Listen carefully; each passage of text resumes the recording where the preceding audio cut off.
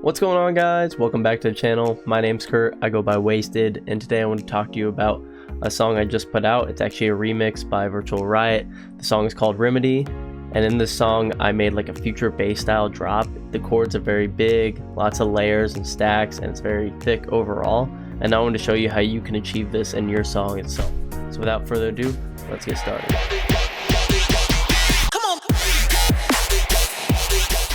Okay, so we're in my project right now. If you haven't heard my song before, I'm actually going to put on headphones so you guys don't get feedback through the mic. But if you haven't heard it before, I'll give you kind of a little build-up area, and then we'll listen to the drop, and then I'll kind of deconstruct my track overall. So here we go.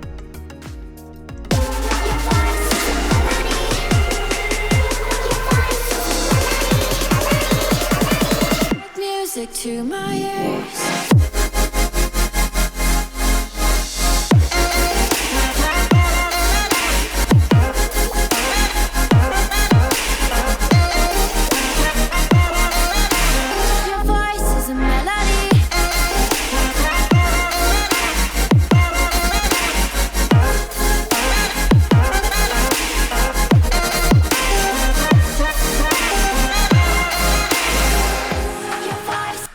Alright, now that we listen to the drop, we can kind of deconstruct what goes into it overall. So first things first is that you have to understand when you're making future bass, it's all about stacking the layers, and everything has its own place in the mix. So, and one thing you'll notice in my style here is that you hear this like up and down, and I created that using an auto pan right here, and you'll see the automations here go with it. So if I start it, we'll just solo these wubs themselves. You'll kind of follow the rate right here. So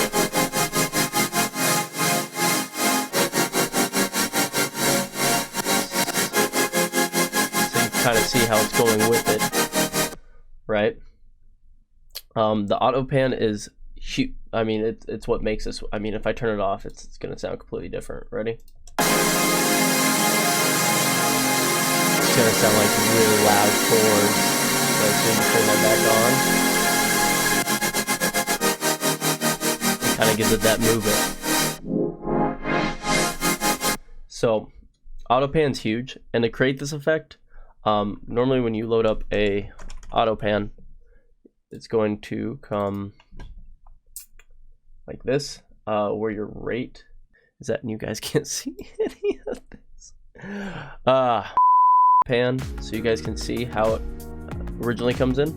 So if we turn it all the way up now, it would just pan it left and right, and we don't want that. We want it to be like an automation up and down, creating those wubs. So what we need to do is get rid of the phase, either turn it all the way up, all the way down, does the same thing. We want to go to notes. We want to, and then make the offset to where it's at the beginning-ish, so somewhere around there. Looks good to me, to where we're starting down here. And now we have an automation, right? So if I turn this one off, it's not gonna automate, but you can kind of hear it. It's still creating that up and down ripple effect, which is what we want. And then from your rate, and then what you'd automate is your rate, which you see automated in this lane right here. That's how I set that up. Now that we broke down the auto pan, I want to talk about my actual layers I put in there. The key with layers are each thing needs to have its own place. You need to have something in the high end, mids, lows, fill it all in between. Like, it all has to have its home. And then as far as the stereo field goes, a good way to explain it is like this. So at the bottom here, at my palm, would be your more mono. To the top is going to be more stereo. And as you go up the frequencies, they need to get more stereo. So my high layer is going to be stereo, a lot more stereo than my low layer, if that makes sense. So the high layer, and just a warning, these can kind of sound ugly by themselves, but whenever you put them into a mix, they can really complement each other. So one last time, everything together, kind of. Okay, now soloed the high.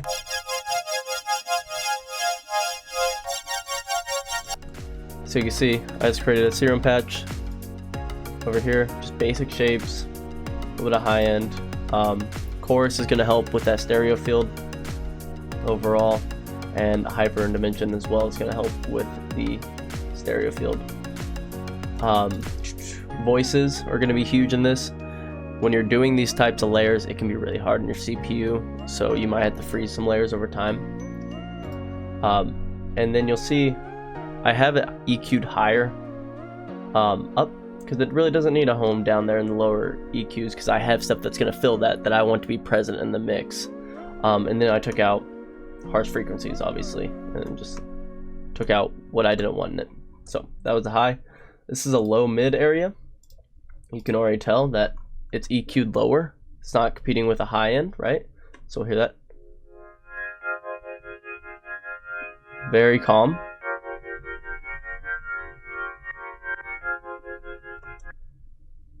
Same thing, some type of basic shape, I'm sure. Over here, some voices. It's gonna be a high cut there, not too much lows in the 100, 300 there. Because once again, I have stuff that's gonna be down there, which is gonna be a solid square wave. So same kind of deal, a little bit of hyper since we're still have some upper tones. Next gonna be thick low. Oh, what I call it. You hear it's very harsh. So what we use for that patch. Wait, oh, there it is. Kind of same thing. What I also did though was these chords are actually going to be lower. You can see these are 3rd octave. This is in the 2nd and 1st octave because I want to add some grit to it, the feel. Now the most important part, I think this is the layer. Let's see. Yep. This is your most traditional future bass layer that I would say is going to be in every future bass track. And you're going to have a main saws, so they're going to be super saws stacked. I used a reverb filter for this just because I like the sound of it, but normally you just high pass it. And the saws here sound very clean, but the biggest thing is going to be this bright white noise. So without it, and then with it, adds this brightness to it overall. And I mean, you're going to hear that in every drop. It just fills out so much of the spectrum as well. I added another saw layer, a little lower, to keep that up. It also has that bright white noise as well. A little bit less, but it's still there. Everything's there. I just added an octave lower because I still wanted that to be very present in the mix. Another saw. It's going to be very detuned. Yeah, the detune rate's really high. Flange to really kind of poke up these high. Even though I EQ'd the mid, it's just going to add a good mid tone to it. Lastly, the low end is going to be this square that I made in Serum. There we go. 2 square waves, a lot of unison. I'm cutting the high because I want this to be kind of the feel. So here we go. You can see in these frequencies down low, very present here. It's adding a lot of grit. I also have some strings here that I just kind of added. It's contact that I bounced out, and it's just little stabs. It's to make the very beginning of the change of the rates. So the boom, boom, boom. Just adds a little more attack to it overall. And then lastly, if you're doing this kind of this wubby kind of future bass, your sub should be on the same thing. So you can see my sub here.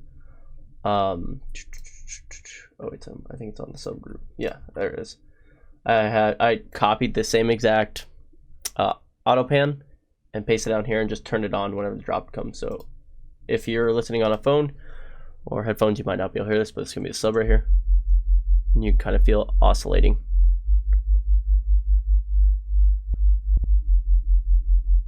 Yep. So all those layers come together, and we'll listen to it one more time and see if you can kind of hear those layers all complement each other. Music to my ears.